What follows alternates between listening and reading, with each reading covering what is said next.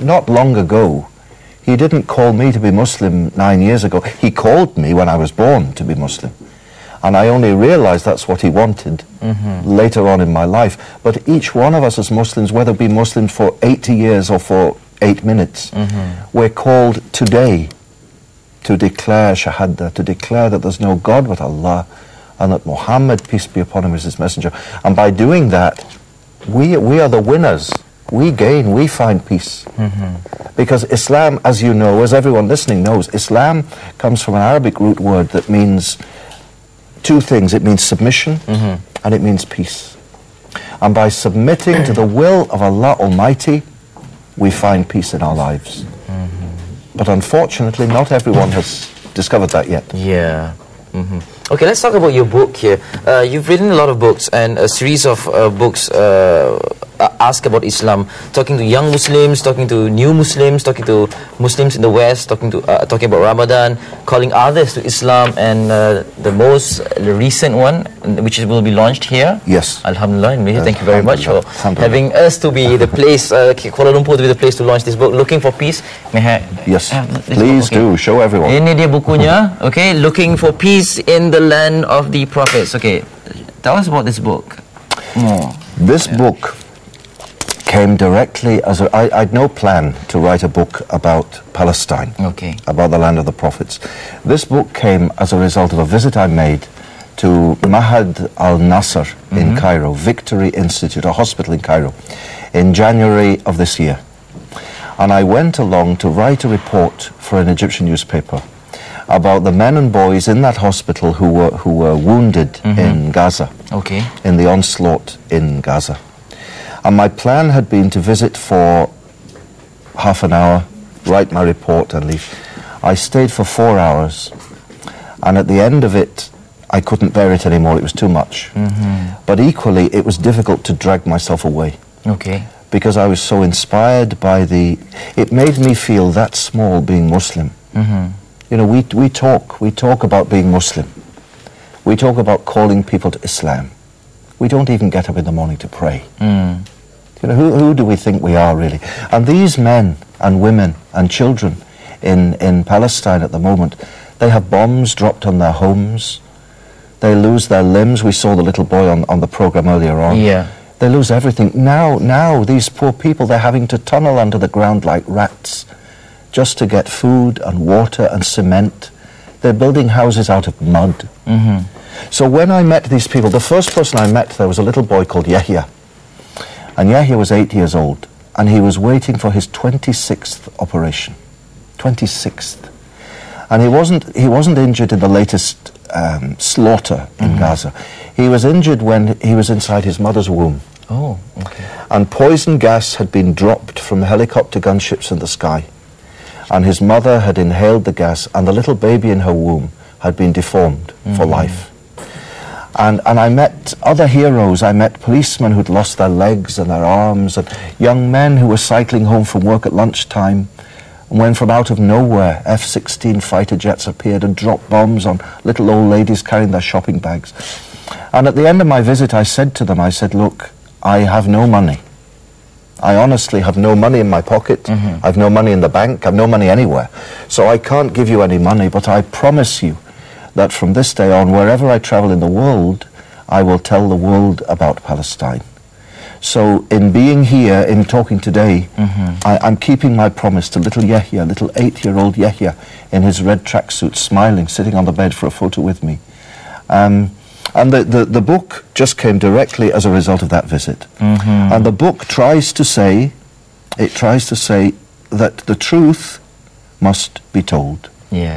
For 60 years, the truth has been either forgotten or deliberately hidden, or lies have been told. And it is time, because we were asleep.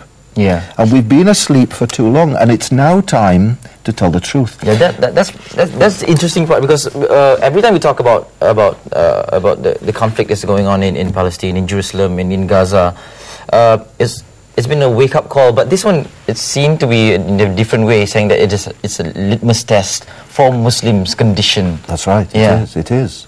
We've always seen throughout history that Jerusalem, Al-Quds, has been in the hands of Muslims when Muslims' faith was strong.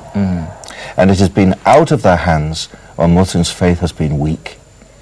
The greatest leader we saw in the Middle East, Salah ad-Din, he was a truly great man, a good Muslim, a humble man, a pious man. Nowadays, there is no Salah ad-Din. Allah Almighty has not chosen to give us a Salah ad-Din. So one thing I suggest is that maybe Allah Almighty is calling you and me to be Salah ad-Din today, in our own way. Yes. How do we do that? For example, the housewife buying the things off the shelf in the supermarket with her little kids.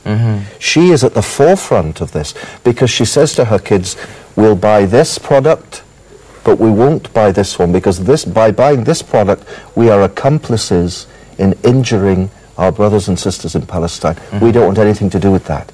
We'll buy this one. We'll buy this Malaysian product instead, instead of a product from the so-called Israel. There are many, many things. In the last chapter, I have what are called the 10 commandments of how to help Palestine.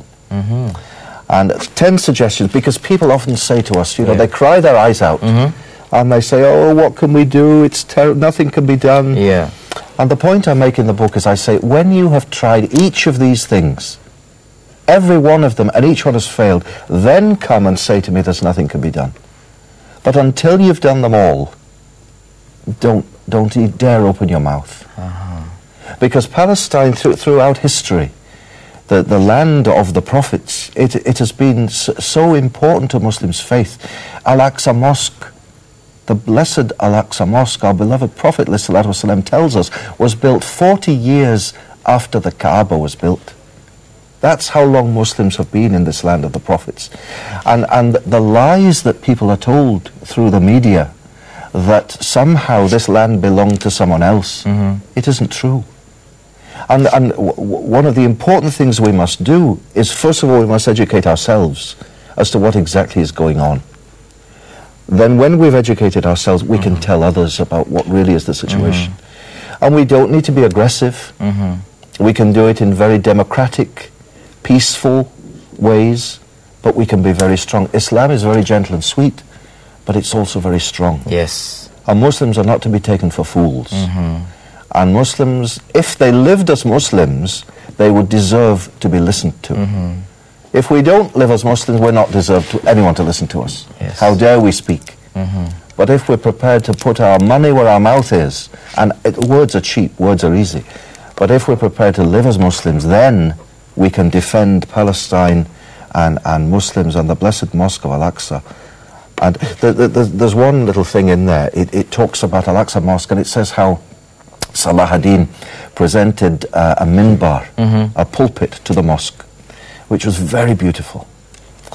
And it reminds us all how fanatical Zionist extremists set fire to Al-Aqsa and destroyed the pulpit. And the point I make is, I say, when one day Al-Aqsa and Jerusalem and Palestine come within the hands of Muslims once again, who knows what beautiful embellishments will be given from Malaysia and from Saudi Arabia and from all the countries of the world to this blessed land, blessed by Allah.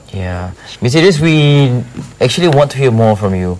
Our time is pretty limited, but I'm sure many of the audience want to hear more from you. Jadi kepada anda yang ingin mendengar lebih lanjut cerita tentang From Vatican to Al-Azhar by Brother Idris Tawfiq, anda boleh datang ramai-ramai ke Grand Ballroom Flamingo Hotel Ampang pada 25 Julai bersama dengan 3 Syakban dari jam 7.30 petang hingga 11 malam. Ni nombor telefon yang tertera di kaca TV, 03-4256-6810 ataupun 4257-1387. Hotel Flamingo Ampang. I went through your website as well, idristawfiq.com, and also there's a Facebook group. Facebook too, yes. And anda boleh dapatkan maklumat tentang saudara Idris Tawfiq di sana juga. It's such an honor to have you on the show. It's been a good 10 to 12 minutes. Thank you. Thank you very much. Do come by as often as you wish. Inshallah. Thank you, brother. Thank you very much. Waalaikumsalam. Idris Tawfiq. Jangan lupa datang ramai-ramai 25 hari bulan Julai ini, Grand Ballroom Flamingo Hotel Ampang from Vatican to Al-Azhar, dan juga pelancaran buku Looking for Peace in the Land of the Prophets. Okey, kita nak berehat seketika, kembali selepas ini dengan pelbagai lagi topik menarik dalam Malaysia hari ini. Jumpa lagi selepas ini.